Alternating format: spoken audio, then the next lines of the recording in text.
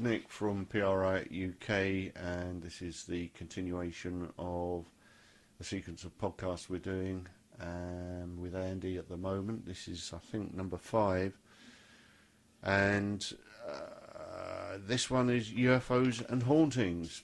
So again, over to Andy to give us a bit of a talk about them.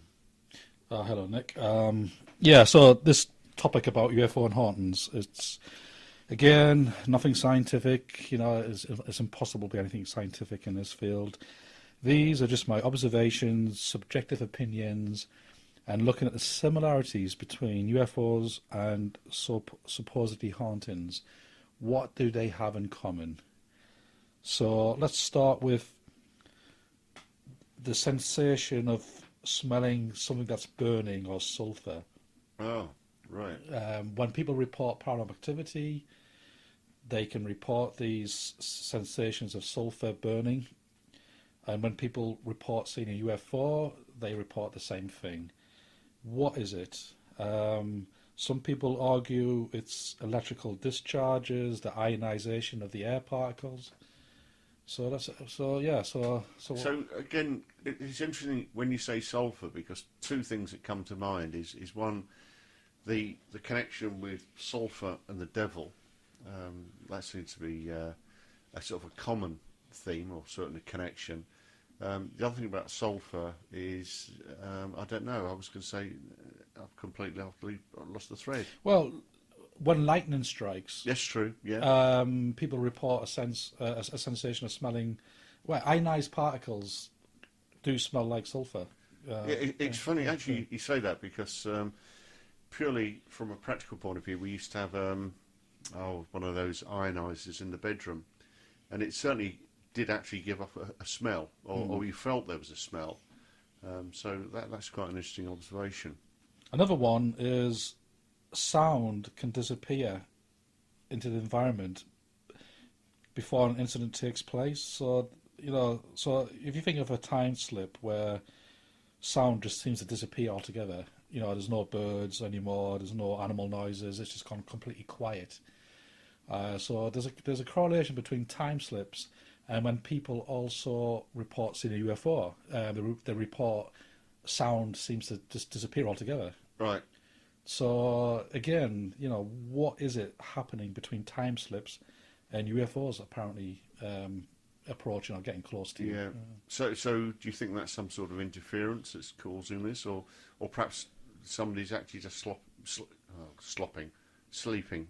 I was going to say slipping off into sleep, but it came out of sloughing. But anyway, yeah. So I mean.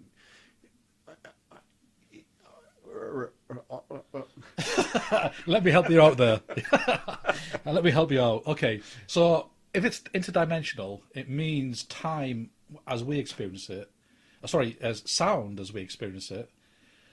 Which sound, all sound is air pressure, isn't it? It's air pressure making waveforms that our ears interpret as electrical signals to the brain. Isn't it? Yeah. So what is happening for sound to just disappear? And some might argue it's some form of distortion between different dimensions. And, yeah, I mean, I can't even go any further than that because, you get in the realms of anything really after that.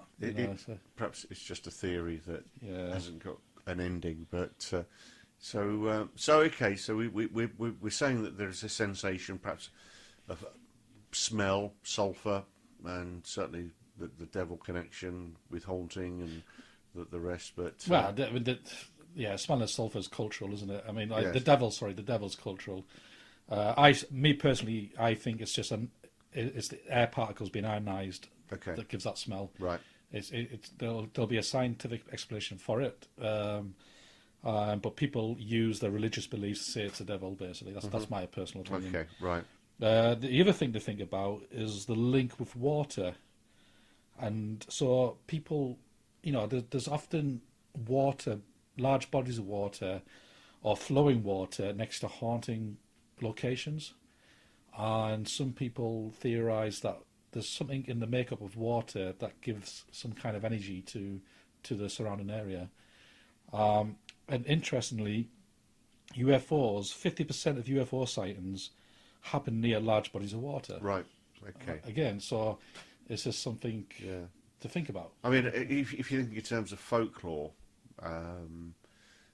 people have always had some sort of connection, water. I mean, the fact that we survive, water is an extremely important element as far as we're concerned. Well, it's not an element, but in terms of the broader sense. But the water is fundamental for life. But it also has sacred connotations as well, doesn't it? Mm.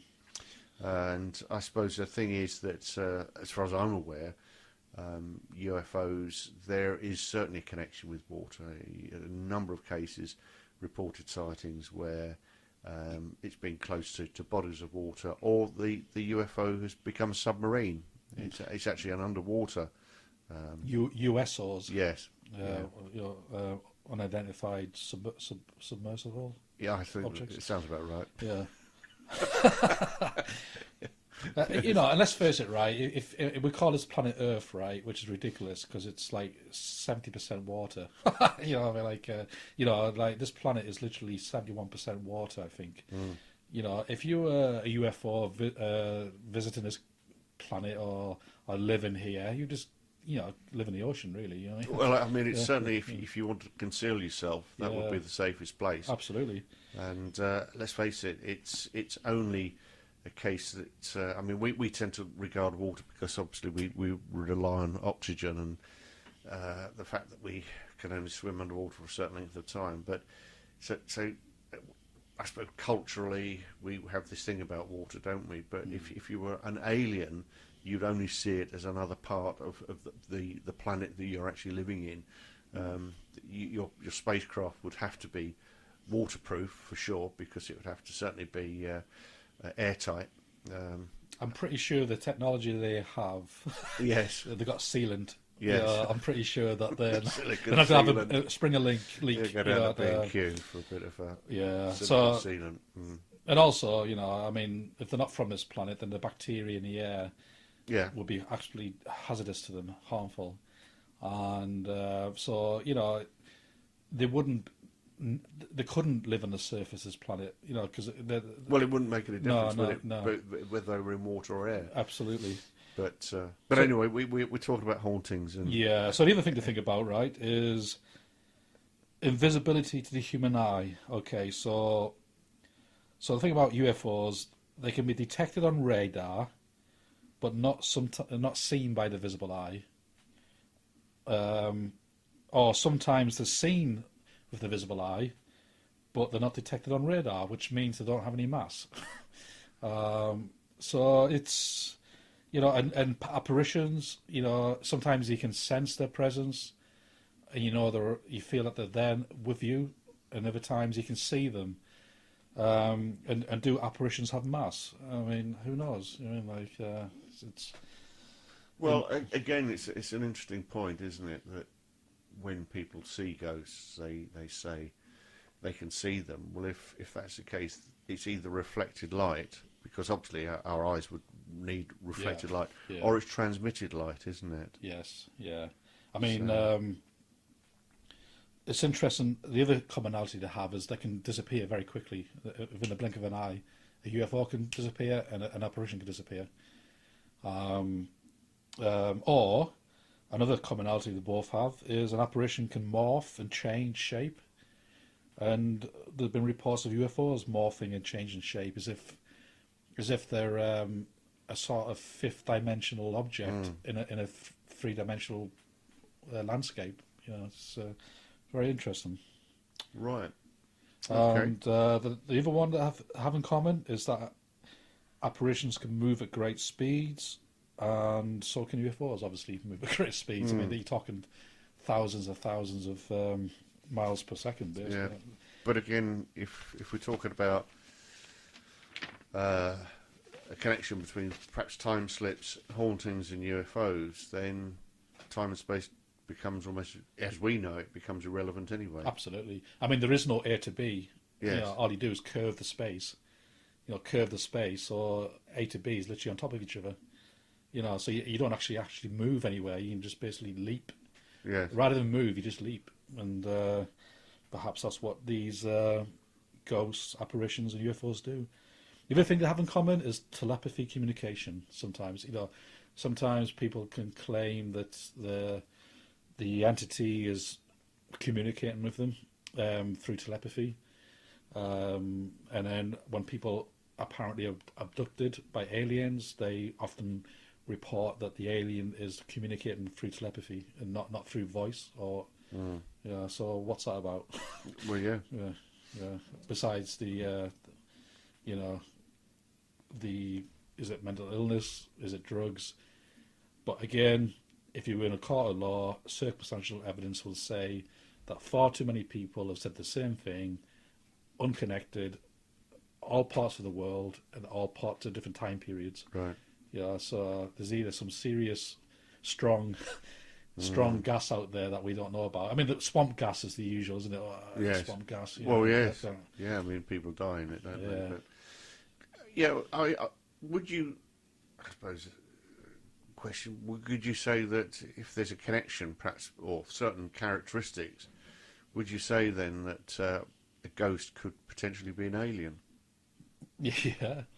You know what I mean? And let's throw Bigfoot into it is a UFO a deceased Bigfoot? The spirit of Bigfoot in a UFO, and put all these paranormal things into one. It would certainly be a convenient solution. Good comedy show, anyway.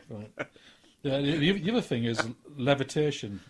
Apparitions can levitate. Objects can levitate in the room. And obviously, UFOs levitate anti-gravity. Yeah. And power outage as well. Yeah. So that's a common theme as well between both subjects. Yeah. Do they both generate an electromagnetic field, causing the power outages? Causing equipment failure. What is it that's being produced from them that is causing our equipment to fail? Animals tend to sense spirits and react with spirits, and animals tend to sense UFOs a lot quicker than humans do. Again, what is it? What is it that they pick up that we don't? Yeah, I always feel a little bit sort of careful when it comes to things like animals, because, as I said before, we don't actually talk to animals and they don't talk to us, so it's only what we observe, and are we applying our own interpretation on that? But so you see a dog and it's sort of being a bit funny and it's sort of not quite itself, and you think, oh, that's odd. What's happening? Oh, perhaps it's a ghost. A lot of people say that, don't they? Well, I think people know their animals more than anyone else, don't they? So they know when their dog is behaving out of character.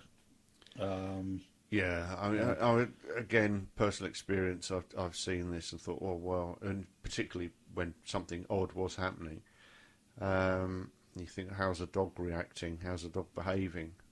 But then you see animals react. I mean, tsunamis, they could obviously detect the rumblings and the sounds that we're not picking up, and they check, presumably things in change of air pressure, and goodness knows what else is happening, and they're picking it up, and they say, seem to indicate that they don't like it, and so hey, why not? Yeah. The other commonality that ghosts and UFOs can have is they both can leave physical marks on a human body. So people claim to be scratched, bitten. When people come in contact with UFOs, they can get radiation marks. They can claim to have implants. so there's a link there. And we're not talking about we're not talking about the nice implants. We're talking about the horrible implants. Oh, okay, all right. The other thing is, let's have a look, electrical hypersensitivity. What's that? Okay, so basically, when psychics claim that they're more in tune with the spirit world, so they feel that the environment affects them more quickly, more attunely, and alien abductees tend to report afterwards that they become psychic or have these new powers of psychic awareness. So what is there a link between that? I don't know. Or is it that they're displaying the same perhaps dysfunctional Post-traumatic characteristics. stress. Yeah. Mm. No, I mean, it's again. Yeah. Wow. The other one is UFO sightings often, near military installations. I don't know whether ghosts are near, I don't know where that's come from, but maybe there are hauntings. Yeah, maybe there is hauntings near military. Yes. Yeah, forts and castles. You would class as a military installation. X. Yeah. UFOs tend to be near electrical installations and high energy lines. Okay. Yes.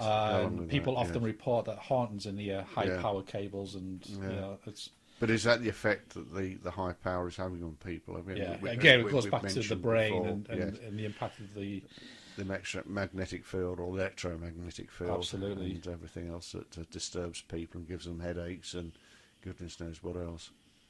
And just out of interest, 50% of UFOs do appear near large bodies of water in the sea, and 15% of UFO sightings are near lakes and fresh water. Mm.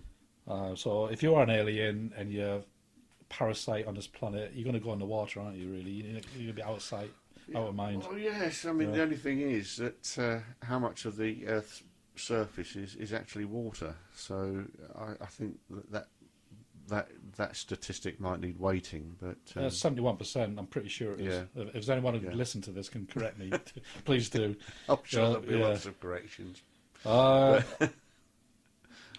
what is it about? I don't know. UFOs sucking up water into their craft. What? Yeah. They're stealing our water. Yeah. Water. Is it? Yeah. No. So I think overall, right. So there are some commonalities and similarities between hauntings, paranormal phenomenon, and UFOs. There are some links, and what's that about? Yeah. We just don't know. Yeah. I mean, I hope the listeners have found it interesting. Yeah. I hope it's found them, ask more questions, think about it a bit more. Yeah. Well, thanks, Andy. I mean, that's fascinating. I must admit that's something I hadn't thought about, but I think we'll wrap that one up and leave it with anybody. Well, so the people listening, anybody that may have listened to this or listened to the end of it anyway. But the question, isn't it? Can I listen to it underwater?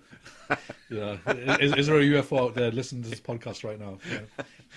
Yeah. we might if you don't hear from us again, it means we've been kidnapped, abducted. You might say thank God for that. Yeah. Anyway, on that point. Good night. Good night.